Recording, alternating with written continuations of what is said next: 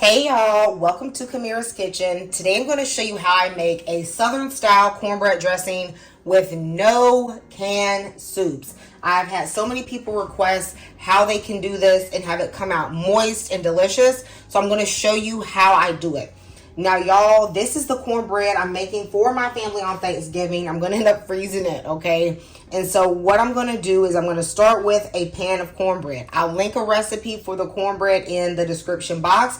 But this cornbread has been resting for like 4 days, so it is extremely stale. I'm going to pop this right out my skillet. Y'all, you got that well seasoned skillet, it'll come right out and won't stick. In my bowl, I'm just going to start crumbling my cornbread. As you can see, this just crumbles so easily, and that's because it's so dry, okay? I made this particular cornbread with a Martha White cornbread mix. You guys have seen me use that. The cornbread comes out excellent. I will leave the recipe, but if you want a recipe for the homemade cornbread, I will leave that as well, okay? My mom always used the cornbread mixes for cornbread dressing. She said it was easier and it didn't make a difference. And to me, I agree. I feel like it comes out good if I use homemade from the complete scratch or if I use the mix. But what I do not use is store-bought cornbread. I don't like to buy it in the bag. That does not taste the same to me, okay? I'm gonna chop up my Trinity, y'all. I got my onion. We're gonna dice the onion finely.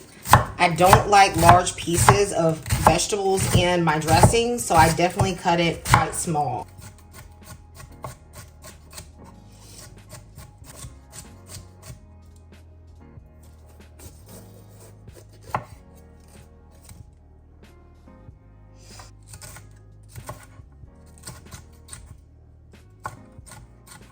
So y'all, this is my broth. I have been cooking this overnight in my crock pot.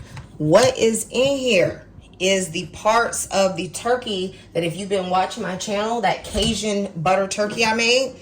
I took the carcass, I broke it up, and I've been slow, just cooking it low and slow in my crock pot, okay?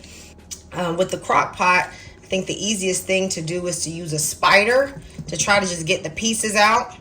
Now, I know everybody hasn't made a turkey, but a lot of y'all be cooking. And the turkey on Thanksgiving ain't your first rodeo. And this time of year, actually, I can get turkeys for 29 cents a pound, which is cheaper than chicken. So if I make a turkey before Thanksgiving Day, I do this to get the most delicious broth. All right, and I'm gonna get the meat off this turkey too. The broth is really the base of your flavor. You see this golden delicious broth? You use those fatty pieces of the turkey like that thigh. It really works out, makes your broth taste good. And to me, this almost matter more than your cornbread. I can use Martha cornbread, but you can't use no Swanson broth. You hear me? I have here some sage, which is of course the most important herb in your dressing. I have some thyme. You can use dried, but to me on Thanksgiving, you just got to do, you got to do the fresh stuff a little bit, all right? I also have a bit of rosemary. Don't go crazy with the rosemary, okay? Rosemary can overpower quickly. And I'm also going to use this with a bit of poultry seasoning.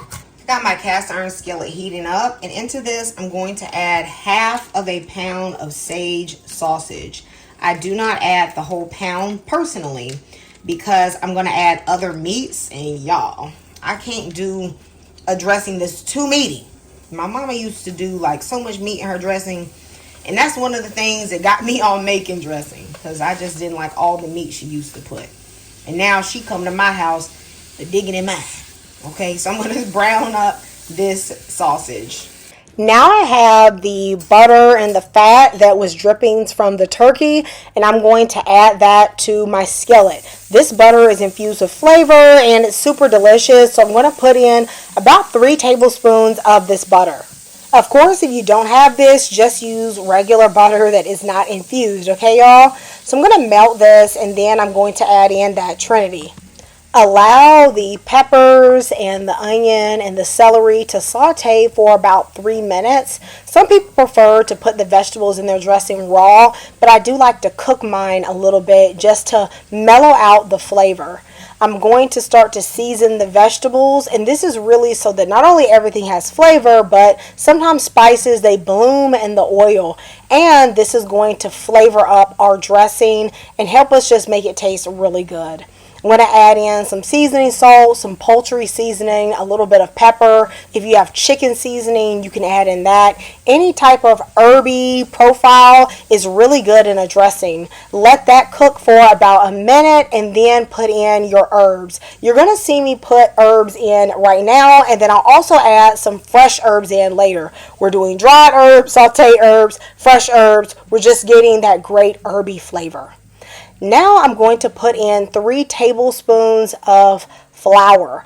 We're going to toast the flour for about a minute to get out that raw flour taste. And we're going to use this so that we can make a gravy of sorts with some evaporated milk. This is what we're going to use for the creaminess instead of using those canned soups. The evaporated milk is going to add a great flavor, and I'm going to add about 1 cup. If you're doing a big pan of cornbread dressing, you could just go ahead and add in the whole can. In fact, I probably could have added in the whole can, but I'm just used to adding a cup of it, roughly, okay, y'all? And you're going to see that it's going to start to thicken pretty much immediately. Now, I'm also going to put in about a cup of broth, and this is just so I'm going to be able to allow everything to start to simmer. We're going to add way more broth later into the dressing, but just add a cup now. Now, this is different, y'all, but I'm going to put in 1 packet of Lipton onion soup mix. This is going to add a great flavor to this. And then I'm going to just season this to taste. Add a little pepper, put in some seasoning salt of your preference. Guys, you just have to season to your own taste, because y'all know those canned soups do have their own flavor.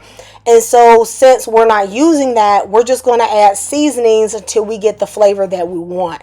I'm going to add all of that mixture into my cornbread with a cup of broth. When it comes to how much broth to use, it's really hard for me to give you an exact amount because the amount I use varies depending on how dry the cornbread was. And so I just put in 2 more additional cups, and then I'm cutting in the vegetables that were being slow cooked, okay, the onion, the celery, and whatnot. And then I added a little bit more broth, including the broth that I added to the skillet. Like when I made the gravy, I put in about 5 cups of broth, and that's more than my typical recipe. But you also have to remember that I have been letting this cornbread sit out for about 4 days, so this cornbread is extremely dry. Also, usually I'm adding in 2 canned soups, and that has its own moisture. Now I'm adding in the liquid that those canned soups would have added. So I'm using like 5 to 6 cups of broth in this recipe. Okay, but the real thing you have to do is judge by the look and the feel.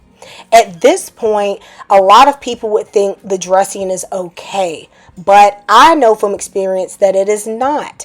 I need to add a little bit more broth until it gets to about this texture that you see right here. It's loose, it's got a little give. It cannot be dry. If the mixture is dry at all, then what's going to happen is that when you bake it, it will be extremely dry, okay? Because it's going to have to bake for like an hour. The meat that I am adding in here is cut up turkey breast from the turkey that I roasted. I'm cutting up the breast meat because it was super flavorful. I added that in with the sausage. And then I'm going to mix in 2 eggs. Now, my mama always put in raw eggs to help the dressing set. It also makes it a bit lighter. I'm also going to put in some of the meat from the bones that I slow cooked. Not all of it because, hey, this ain't a meat cake, okay? We already having turkey and gravy and everything. But I do like to put in some of that because it's some dark meat. Now, at this point, you have to taste it and adjust. We're not using that bagged herb stuffing where it's already flavored. You got to add the flavor, all right? So when yours looks like this, your dressing is going to be good. And in the description box, I'm going to put some measurements for you guys, or some estimated measurements, I should say. Okay? Now, y'all, I'm going to spray a casserole dish because my mama is coming to pick this up and she going to put it in her freezer, okay, for Thanksgiving so that I don't have to store it. So I'm actually using one of them old school aluminum pans. I'm going to stick this in the oven at 375 degrees initially for 55 minutes. But because this is a little bit thicker than my cast iron skillet, I'm going to end up cooking this a little bit longer. So I ended up cooking this for 65 minutes. That's when I felt like my dressing was crispy on the top, golden brown, moist in the middle. Y'all, this was delicious. Delicious. There was a nice crunchy top. And I will say this does taste a little bit different than when I used the canned soups. Not in a bad way. Okay, it's actually very delicious. My mom and dad came over right after I made this and she was like, "Oh, girl, this is good. Okay, we knew you could make some dressing. But this one right here, they was eating it for dinner." All right, it was very good. So let me know if you're going to try this recipe. Let me know how it turns out for you. Because, y'all, you know my dressings never miss, y'all. And I'll see you next time in Camille's Kitchen. Goodbye, and God bless.